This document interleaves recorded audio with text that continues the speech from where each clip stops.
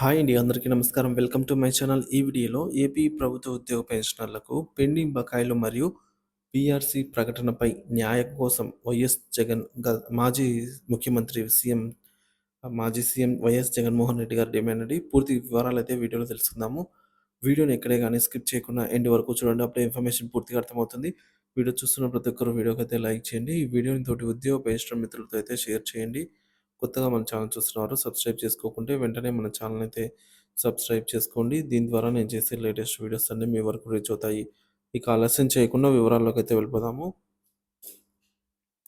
Friends, ఇక విషయానికి వచ్చినట్లయితే ఆంధ్రప్రదేశ్ ప్రభుత్వ ఉద్యోగులకు సంబంధించి పీఆర్సీ, ఐఆర్, డీఏలపై విస్తృతంగా చర్చ జరుగుతోంది.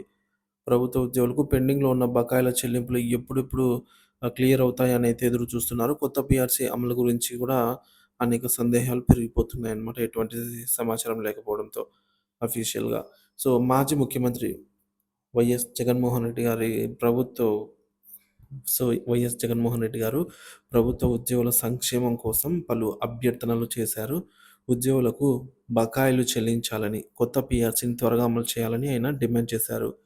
ముఖ్యంగా పెండింగ్‌లో ఉన్నటువంటి డిఏ బకాయిలతో పాటుగా ఇతర financial duties, travelling allowances, medical reimbursements, GLI, GPF వంటి ప్రత్యేక దృ అంశాలపైన అయితే దృష్టి పెట్టాలని కోరారు.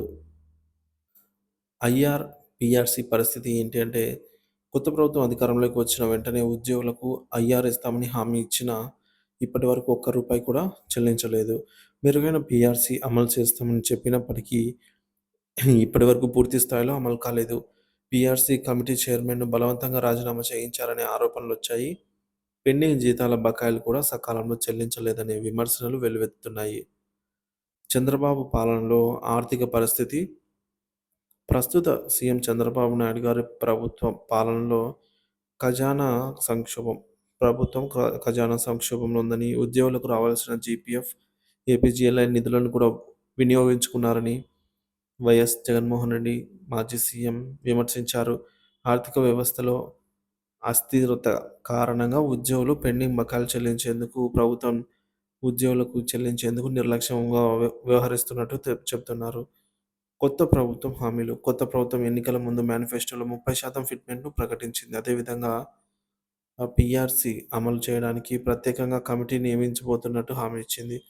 పెండింగ్ బకాయిలను విడుదల చేస్తామని స్పష్టం చేసింది. అయితే ఇప్పటివరకు జరిగిన కేబినెట్ సమావేశాల్లో ఉద్యోగుల బకాయిల చెల్లింపు గురించి స్పష్టత రాలేదు. ప్రభుత్వ ఉద్యోగులు త్వరగా తమ బకాయిలు చెల్లించాలని కోరుతున్నారు. ఉద్యోగాల కోత మరియు తొలగింపులు. ప్రభుత్వంలోకి వచ్చిన వెంటనే వాలంటీర్లకు నెలకు రూ. 10,000 వేతనం ఇస్తామని చెప్పినప్పటికీ అధికారంలోకి వచ్చిన వెంటనే 2,60,000 మంది వాలంటీర్ ఉద్యోగులను తొలగించారు. అదేవిధంగా బెవరేజ్ కార్పొరేషన్‌లో 18,000 మందిని, ఫైబర్‌నెట్, ఏపీ ఎండీడీసీ, అలాగే ఉపాధి హామీ ఫీల్డ్ అసిస్టెంట్, వైద్య ఆరోగ్య శాఖలలో వేల ఉద్యోగులను అయితే తొలగించారనే ఆరోపణలున్నాయి.